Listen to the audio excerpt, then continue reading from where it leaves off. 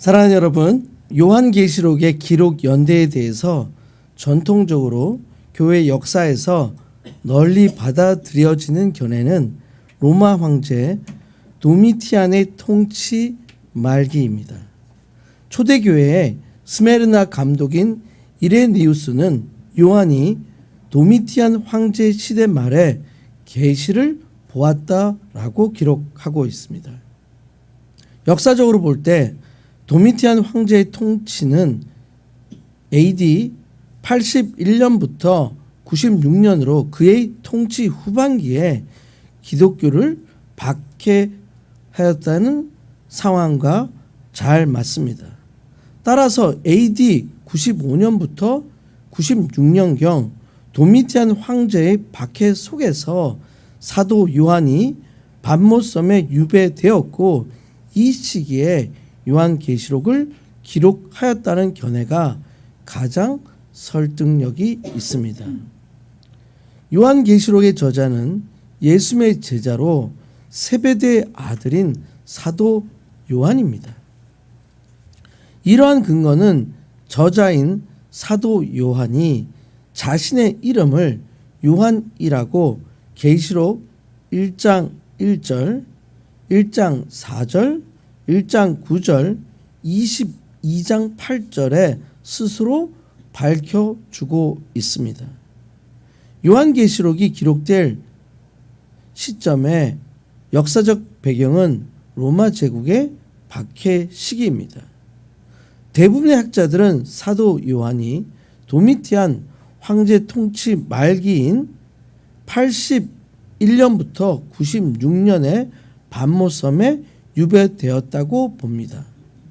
도미티안의 정책은 황제 숭배를 강요하였습니다. 기독교를 불법 종교로 취급하였습니다.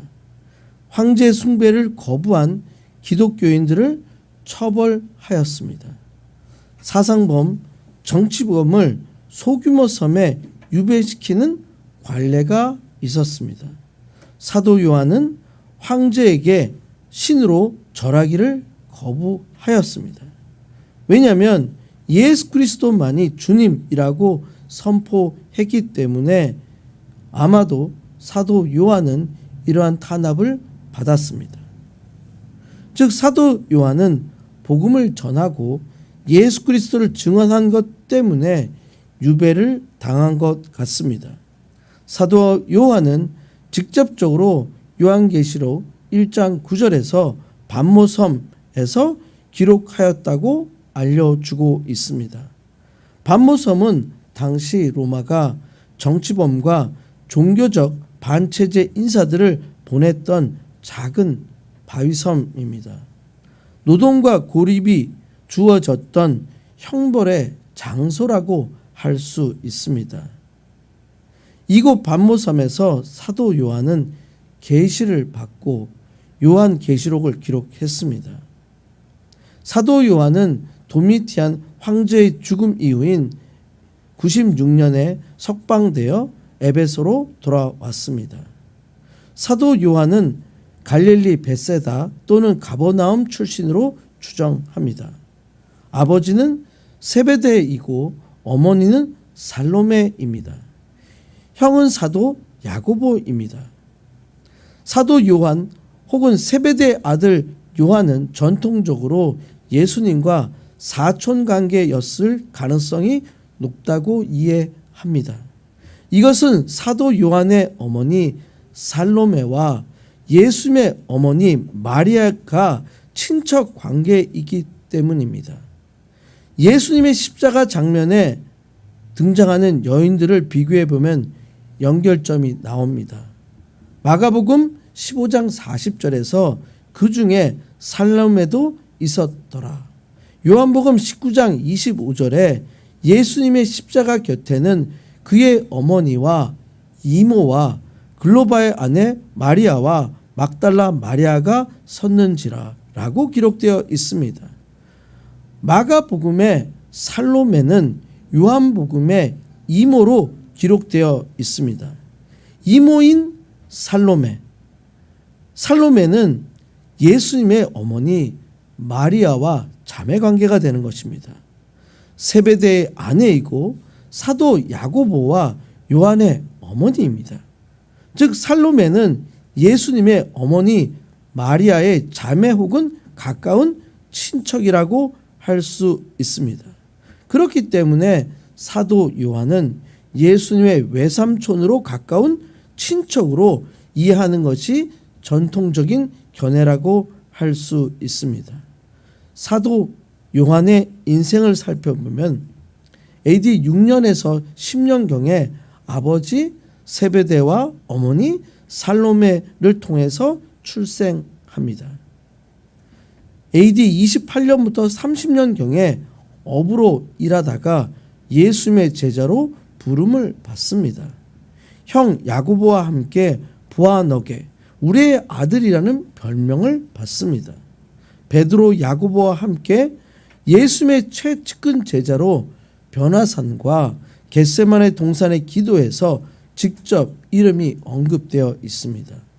AD 30년경 십자가 사건에서 예수님의 십자가 아래 끝까지 남아 있었던 유일한 제자였습니다. 요한복음 19장 26절과 27절에는 예수님께서 십자가 위에서 자신의 어머니 마리아를 사도 요한에게 맡기신 말씀이 기록되어 있습니다. 예수께서 자기의 어머니와 사랑하는 제자가 곁에 서 있는 것을 보시고 그 어머니에게 말씀하시되 여자여 보소서 아들이니이다 하시고 또 그 제자에게 이르시되 보라 내 어머니라 하신데 그때부터 그 제자가 자기 집에 모셨느니라. 여기서 사랑하는 제자는 사도 요한입니다. 이 구절은 가족적 책임의 이양이고 공동체적 사랑의 모범이며 요한과 예수님의 깊은 신뢰 관계를 보여주는 중요한 구절이라고 할 수 있습니다.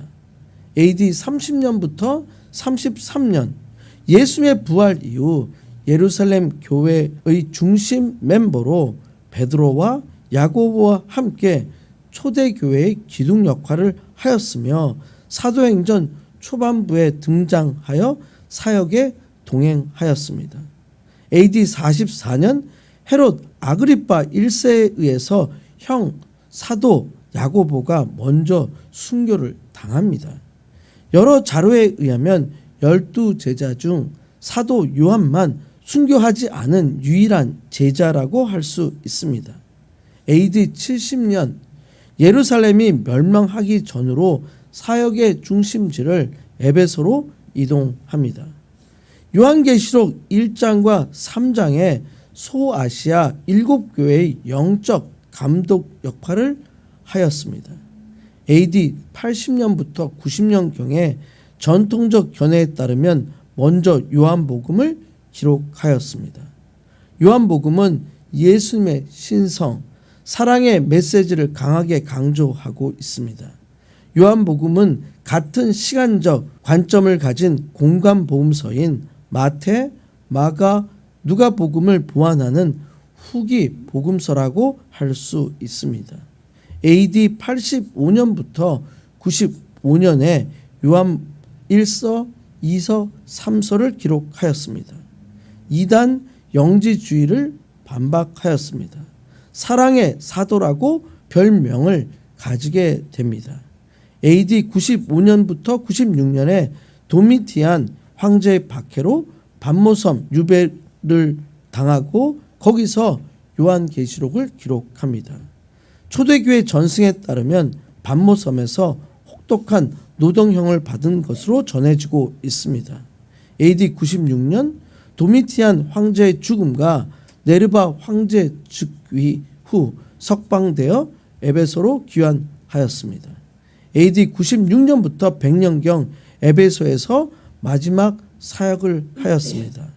전승에 의하면 노쇠하여 들것에 실려 다니면서도 나는 사랑하라 외에는 할 말이 없다.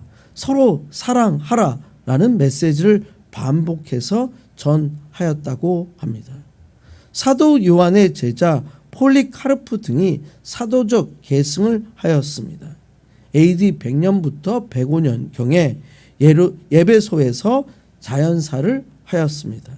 즉 유일하게 순교하지 않고 자연사한 사도로 전승되고 있습니다. 그때 사도 요한의 나이는 약 90세에서 100세로 추정합니다. 요한계시록이 종말의 환상만을 말하는 두려운 책이라고 이해하는 것은 잘못된 견해라고 할 수 있습니다. 요한계시록은 오늘의 현대 사회를 살아가는 그리스도인들에게 매우 실질적이고 중요한 메시지를 전달하는 책입니다. 요한계시록은 현대 사회의 불확실한 시대에 확신과 소망을 줍니다. 요한계시록은 고난 속에서 믿음을 지키는 용기를 가지게 합니다. 요한계시록은 세속주의, 물질주의에 대한 영적 경고를 주고 있습니다. 요한계시록은 사회적 악과 불의에 대한 하나님의 정의를 선포합니다. 요한계시록은 예수 그리스도의 권세와 재림 신앙을 회복시켜 줍니다. 요한계시록은 새 하늘과 새 땅이라는 궁극적 비전을 보여주고 있습니다. 이것은 교회의 사명과 거룩한 정체성을 재확인시켜 주는 것입니다. 오늘 말씀의 제목은 내가 본 것과 지금 있는 일과 장차 될 일을 기록하라. Write what you have seen, what is now, and what will take place later 입니다.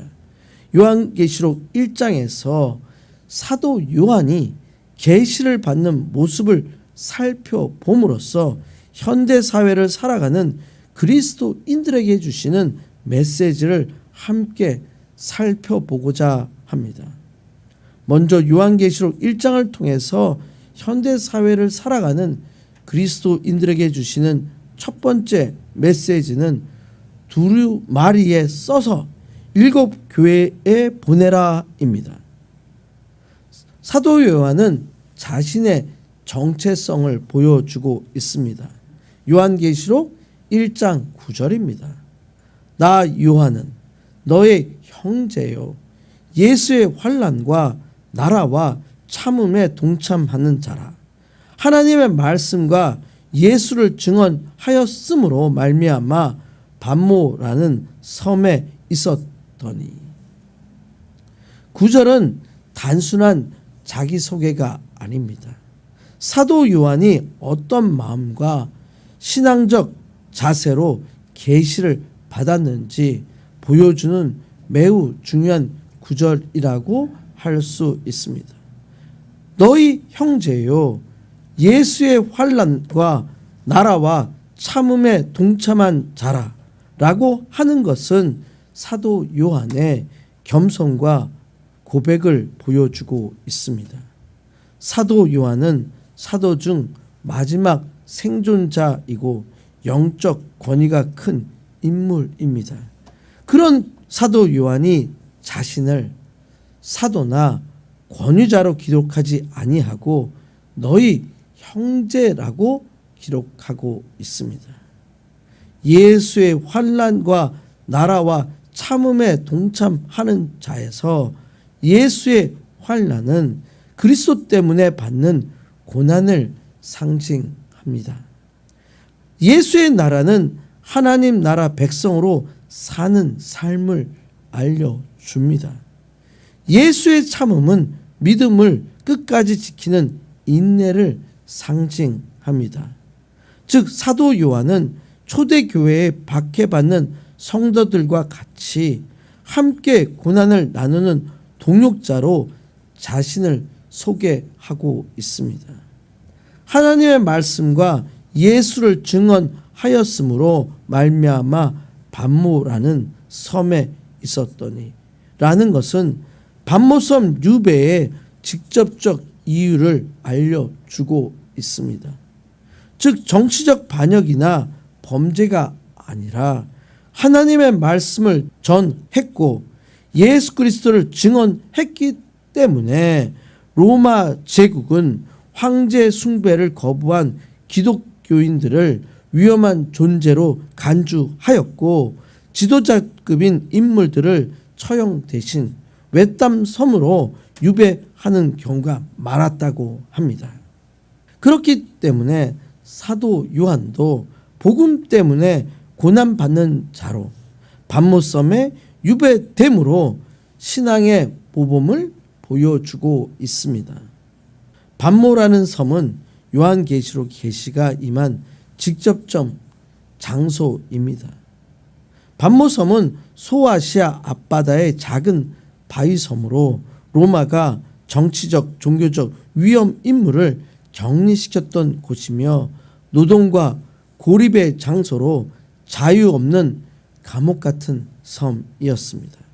그러나 이 고난의 장소인 patmos섬에서 하나님께서는 요한에게 가장 영광스러운 계시를 주셨습니다. 그렇기 때문에 그리스도인의 삶은 고난의 자리에서 하나님의 영광이 드러나야 합니다. 때로는 유배와 같은 고난은 축복의 통로가 되기도 합니다. 10절입니다. 주의 날에 내가 성령에 감동되어 내 뒤에서 나는 나팔 소리 같은 큰 음성을 들으니 10절 말씀은 사도 요한이 계시를 받은 영적 상태와 사건의 신비를 보여주고 있습니다. 주의 날을 문자적으로 해석할 때 주간의 안식일 혹은 주일을 가리킨다고 볼 수 있습니다. 또한 상징적으로는 종말의 날, 하나님이 주권적으로 개입하는 날을 의미합니다. 즉 사도 요한은 하나님께서 특별히 개입하시는 영적 시간을 강조하고 있는 것입니다. 이때 성령에 감동되어 라고 기록되어 있습니다. 즉 계시를 받는 사도 요한의 영적 상태를 보여주고 있습니다. 성령에 감동되어라는 것은 헬라어 원문의 의미가 성령 안에서 성령에 의해라고 하는 의미를 가지고 있습니다. 즉 사도 요한은 성령의 영감과 감동 속에서 미래를 보고 말씀을 기록했습니다. 즉 계시록의 모든 환상과 말씀의 초자연적 권위가 성령에 의한 것임을 나타내 주는 것입니다. 내 뒤에서 나는 나팔 소리 같은 큰 음성을 들으니는 주님의 임재의 경험이라고 할 수 있습니다. 나팔 소리는 권위와 경고와 주의 환영을 하는 상징입니다. 즉 나팔은 주로 하나님의 임재, 심판, 새로운 시작을 알리는 도구로 사용되었습니다. 즉 사도 요한은 소리를 듣습니다. 이것은 인간의 육신의 눈으로 볼 수 없지만 영적 귀로 들을 수 있는 하나님의 권위임을 나타내 줍니다. 즉 자연 세계가 아니라 영적 세계에서 일어나는 사건이라고 할 수 있습니다. 이제 명령을 받습니다. 1장 11절입니다.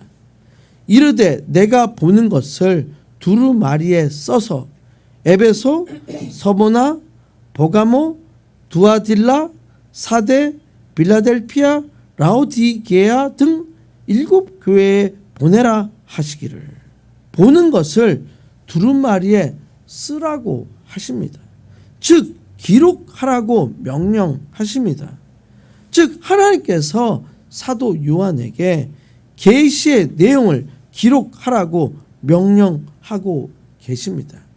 여기서 두루마리는 당시 문서화된 기록의 매체라고 할 수 있습니다.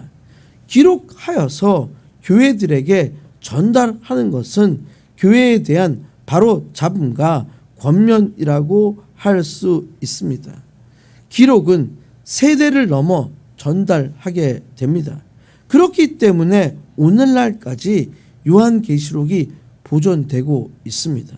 즉 계시는 단순한 시각적 환상이 아니라 공식 문서로 전달되어야 한다는 것을 의미합니다. 에베소, 서바나, 보가모, 두아딜라, 사데, 빌라델피아, 라오디게아 등 7교회에 보냅니다.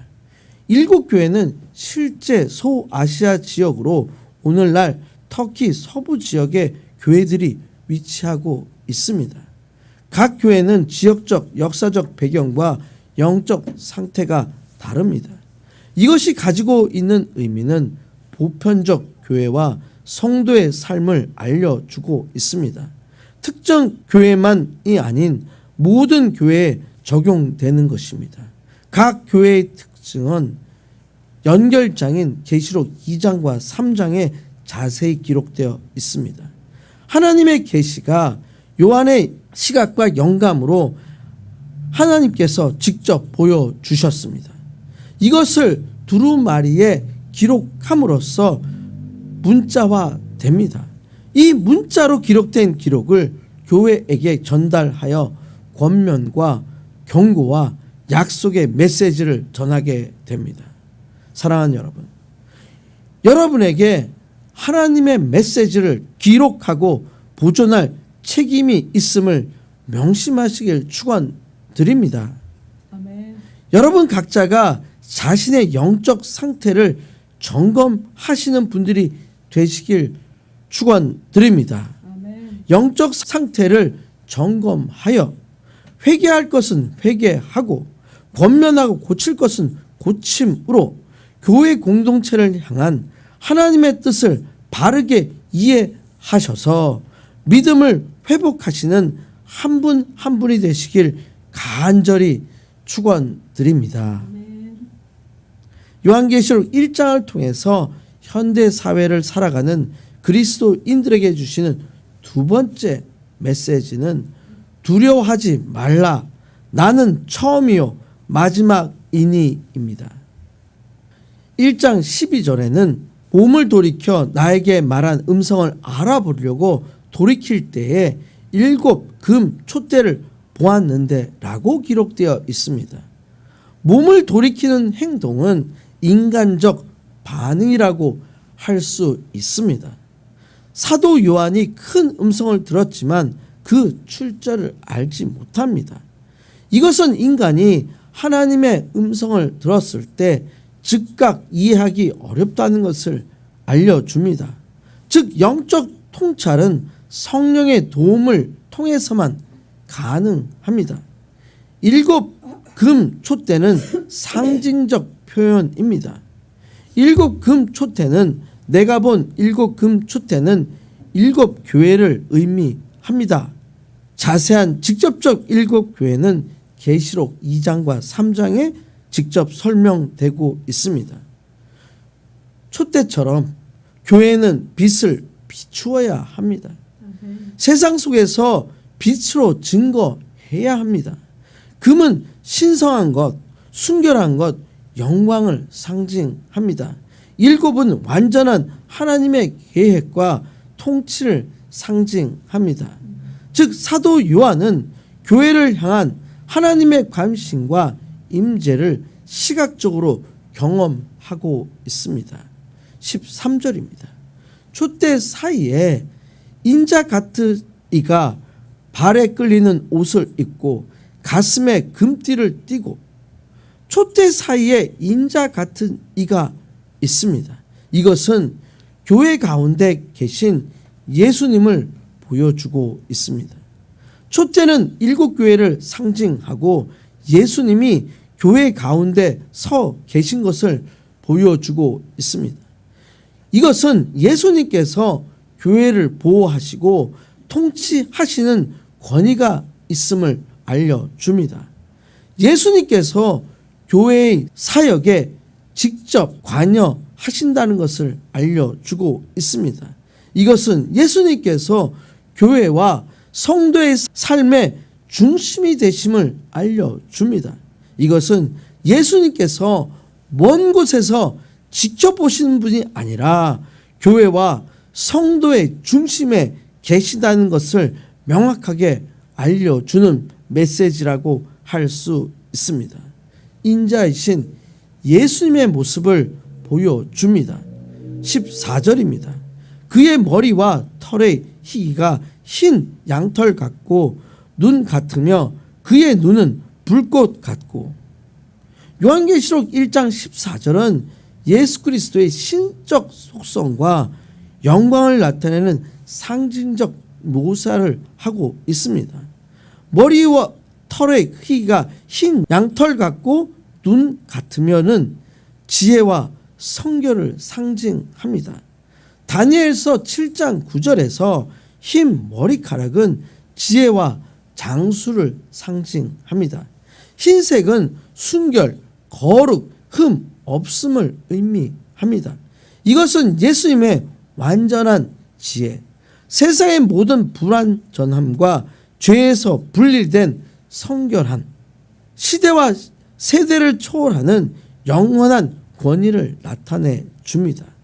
그의 눈은 불꽃 같고는 심판과 통찰을 상징합니다. 눈은 모든 것을 보는 능력, 통찰력이 있습니다.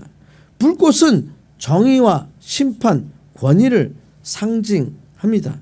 예수님은 겉과 속, 모든 마음과 행위를 꿰뚫어 보시는 분이십니다. 예수님은 성도와 교회를 보호하며 악을 심판할 능력이 있으십니다. 예수님은 은밀한 죄와 불의를 드러내시는 정의로운 주권자이십니다. 15절입니다. 그의 발은 풀물불에 단련한 빛난 주석 같고 그의 음성은 많은 물소리와 같으며. 15절에서 예수님의 권위와 능력 그리고 임재의 위엄을 나타내는 상징적 묘사를 하고 있습니다. 그 발은 풀무불에 단련한 빛난 주석 같고, 이것은 심판과 견고함입니다. 주석은 고대에서 강도와 내구성을 상징합니다. 풀무불에 단련함은 완전하게 정결하고 깨끗하게 만들어진 상태를 의미합니다. 이것은 예수님의 강력하고 견고한 권위를 상징합니다. 예수님은 심판과 정의를 실행할 능력이 있습니다. 예수님은 교회와 세상 앞에서 흔들리지 않으시는 확고한 통치를 하십니다. 그의 음성은 많은 물소리와 같습니다. 이것은 권능과 임재를 상징합니다. 많은 물소리는 강력함, 포괄적 영향력, 경외심을 가져오게 합니다. 성경에서 물소리는 하나님의 능력, 정결, 생명력을 상징합니다. 16절입니다. 그의 오른손에 7별이 있고 그의 입에서 좌우에 날선 검이 나오고 그의 얼굴은 해가 힘있게 비치는 것 같더라. 6절은 예수 그리스도의 권위와 심판과 능력과 영광을 상징적으로 묘사하는 장면입니다. 그의 오른손에 7별이 있고는 교회와 천사의 권위입니다. 7별은 7교회의 천사, 사자를 상징합니다. 오른손은 권세와 힘과 보호의 상징입니다. 그렇기 때문에 예수님께서 교회를 보호하시고 인도하는 권위를 가지고 계십니다. 교회 지도자, 천사를 통해서 교회와 사역을 감독하십니다. 이것은 모든 교회가 하나님 손안에 있음을 상징해 줍니다. 그의 입에서 좌우에 날선 검이 나오고 이것은 심판과 말씀의 권능을 상징합니다. 날선 검이란 진리의 말씀, 심판의 상징이라고 할 수 있습니다. 에베소서 6장 17절에서 성령의 검은 하나님의 말씀입니다. 하나님의 말씀은 판단과 심판의 도구가 됩니다. 말씀은 악과 불의를 깨트리는 권능이 있습니다. 말씀은 구원과 정결을 가져오는 능력입니다. 그의 얼굴은 해가 힘있게 비치는 것 같더라는 예수의 영광과 위엄을 상징합니다. 해는 생명, 빛, 권능, 영광입니다. 예수의 얼굴은 빛과 권능으로 가득 차 있습니다. 두려움과 악을 몰아내는 영광입니다. 완전한 신적 위엄과 영광이라고 할 수 있습니다. 그렇기 때문에 모든 교회 성도님들은 예수의 영광 앞에 겸손과 경외를 배우게 됩니다. 예수의 빛은 삶의 어둠과 혼돈을 밝히는 힘이 됩니다. 이제 사도 요한의 모습을 보시길 바랍니다. 17절입니다. 내가 볼 때 그의 발 앞에 엎드려져 죽은 자 같이 되매 그가 오른손을 내게 얹고 이르시되 두려워하지 말라. 나는 처음이요 마지막이니.